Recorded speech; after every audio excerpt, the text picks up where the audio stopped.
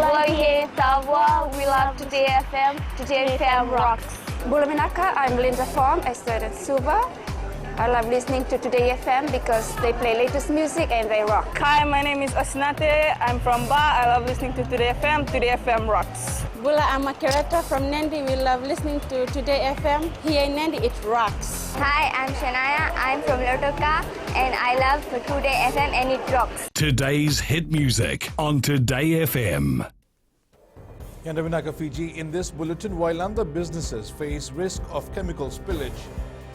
NDMO warns residents to take precautions. And millions involved in suspicious transactions. From the studios of FBC Suva, Edwin Nag. Future flooding in the Wailanda Industrial Subdivision in Lami will pose a high risk of chemical spillage. AChem Limited, a chemical distribution company for agricultural purposes, nearly had its supplies exposed to flooding due to overnight rain. Some businesses in Wailanda had floodwater flowing onto their property due to a blocked culvert. Businesses now fear that in future they might not be able to protect their products. Some business houses say they've spoken with the Lami Town Council and the Fiji Roads Authority, which have assured that the blocked culvert will be replaced. Attempts to get comments from the Lami Town Council were unsuccessful. 20 people are taking shelter at an evacuation center activated at the Nandera Methodist Hall in the Central Division. National Disaster Management Office Acting Director Lithiana Bainimarama says the divisional and district emergency operation centers have been activated with the Ministry of Health on standby as well to respond to affected communities. Bainimarama is advising the general public to remain vigilant. The public to take extra precautionary measures, especially with the high saturation of soils with the continuous rain that we've been having, just to be wary of road surfaces washed away, flooded roads, flooded footpaths, as well as landslides that could occur. $78.8 million worth of suspicious transactions were reported to the Fiji Financial Intelligence Unit last year. Association of Banks Chair Rakesh Ram talked about the figures during his presentation on the 2018 annual report to the Standing Committee on Economic Affairs. Catherine Krishna reports. Monitors market conditions to maintain. Sharing of personal data is very risky. However, many people continue to do that. Customers still share cards and PIN numbers to each other. They don't update the system regularly, and they do not change the internet passwords on time. Past trends have shown that criminals are getting smarter, are more sophisticated and better equipped. We've got an environment where the criminal elements are growing day by day.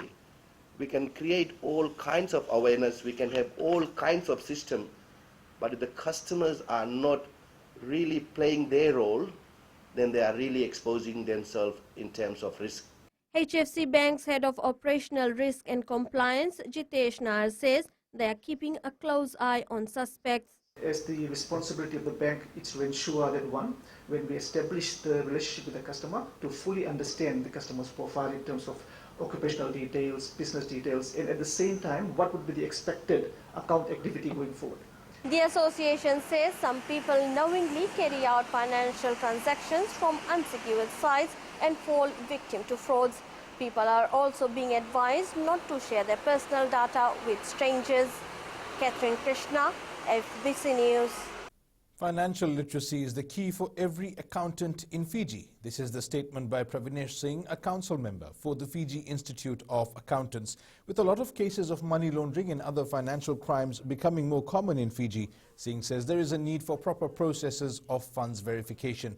Seeing as the Fiji Institute of Accountants is working with the Financial Intelligence Unit to come up with strategies and policies to verify sources of funds. Singh adds there are instances where black money can be converted to white money, with perpetrators beating the system. It has to trickle down to your staff that you need to question the source of the fund. If somebody says this is proceeds from Yangona sales, how do you verify? How do you validate that? The Fijian Competition and Consumer Commission has again warned businesses to expect hefty fines if they continue to engage in unfair trading. The warning comes after the FCCC received more complaints about poor quality meat sold in a certain supermarket and misleading advertising by some businesses. Koroi Tandulala reports. The FCCC believes penalizing traders with hefty fines should be a deterrent. However, some businesses continue to ignore the warnings. Previously, FCCC would fine businesses 3,000, 5,000, 2,000. We found it wasn't enough, so we increased the penalties, Now the penalties for body corporate is 50,000, 100,000, $1 million, 10 years imprisonment.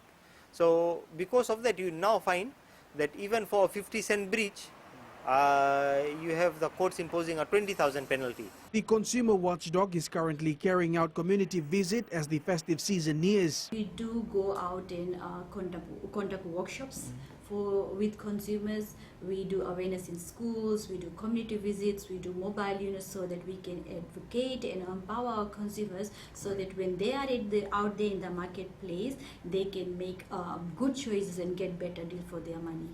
A prominent business was fined $20,000 for misleading representation, and the FCCC officers are currently on the ground to ensure their message and services reach as many Fijians as possible. Koroi Tandulala, FBC News.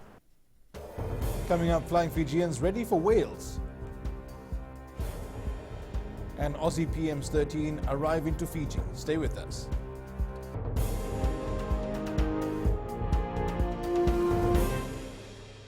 Bula na lang ko siya do tali taga vuelo ro sirma ko na do Fiji na kasi. Bula ya Veronica melo toka do tali veo na radio Fiji wan ando mai viti. Na vango merre telawa go ngai tabua ando tali taka na varronga na radio Fiji wan nando mai viti. Bula go ngai no ke imba ando tali taka vale na varronga na radio Fiji wan nando mai viti. Na vale. Ana dango sanitar kuati ando tali taka vale.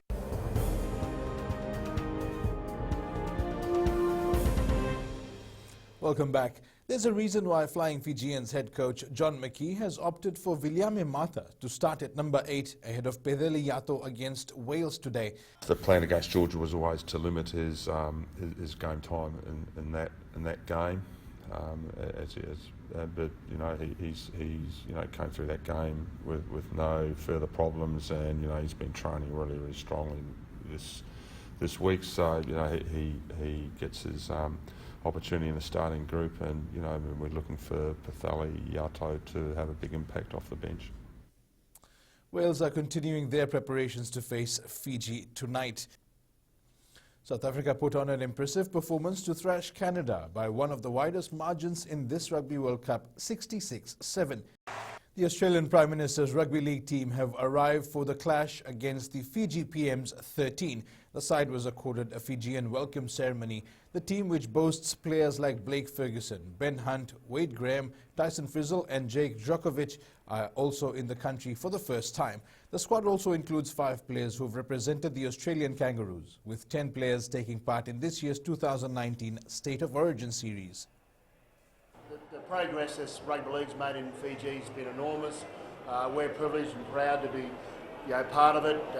Obviously for Brandon and his team and Adrian and his team to match up and see where they are on the scale of rugby league talent and development. So and of course the whole part of the PM's concept is around delivering social messaging around no violence to women and children. Jose Andakui Tonga, known to many as Joe Rambele, is excited for the upcoming Prime Minister's 13th test in Fiji.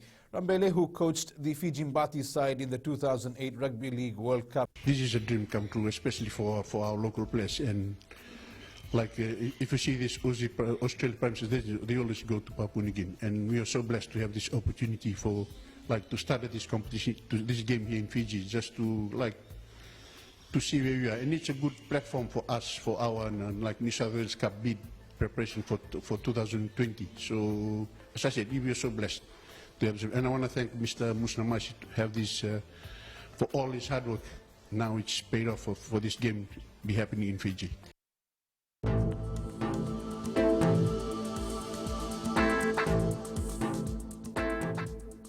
A heavy rain warning previously in force for Vanuatu, Taveuni and nearby smaller islands. The eastern half in interior of Viti Levu, Lau and Lomai Viti groups is now cancelled.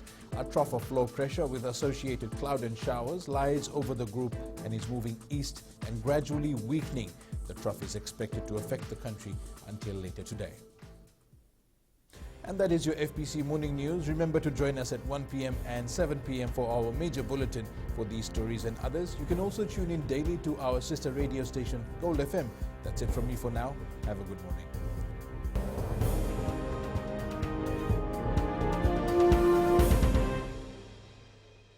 Hi, I'm Shamiza. And I'm Salma. We're from Nandi and we love Mirchi FM because it's hot.